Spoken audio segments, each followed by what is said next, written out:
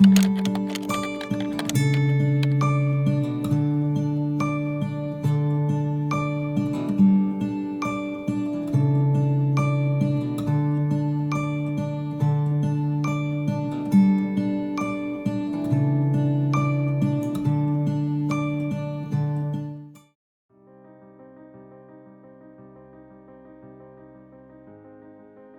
you ever wondered what it would feel like to be left-handed in a world designed for right-handed people?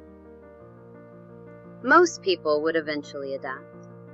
They would learn new ways of doing things. They would find workarounds. But every day would contain little reminders that the world was not built with them in mind. Life after cancer felt a lot like that. The surgery saved my life. But when I woke up, I quickly realized that surviving cancer and living after cancer were two very different things. Cancer changed how I ate. Before treatment, eating was something I never had to think about. It was automatic. It was social. It was comforting. After treatment, my body could no longer process food the way it once had. Meals became liquid nutrition. Ensure became a daily part of my life. At times, it felt as if my stomach had been reset to baby status.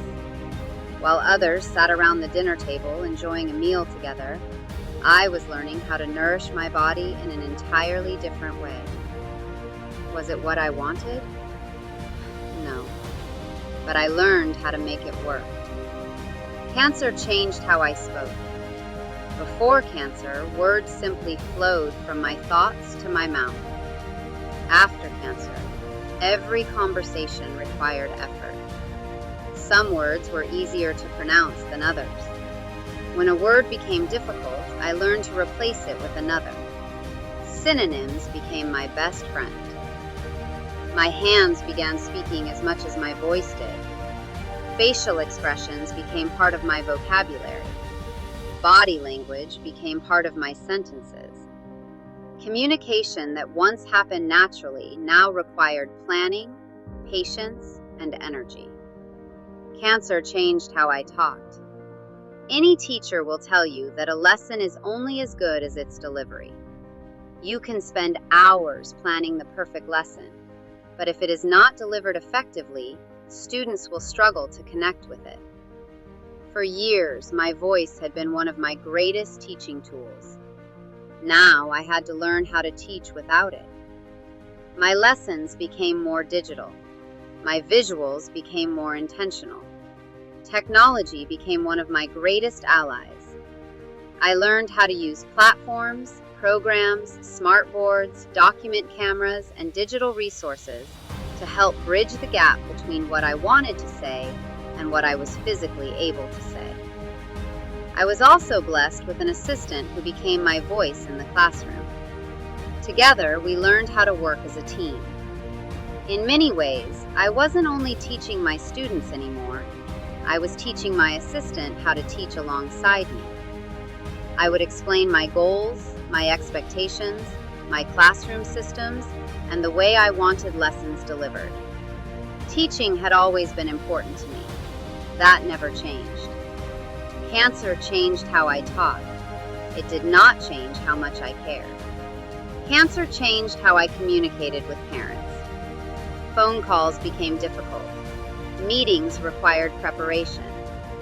Parent conferences often involved careful planning beforehand. I would review student data, discuss classroom expectations, and work closely with my assistant so parents would receive the information they deserved. The process was different, but the commitment remained the same.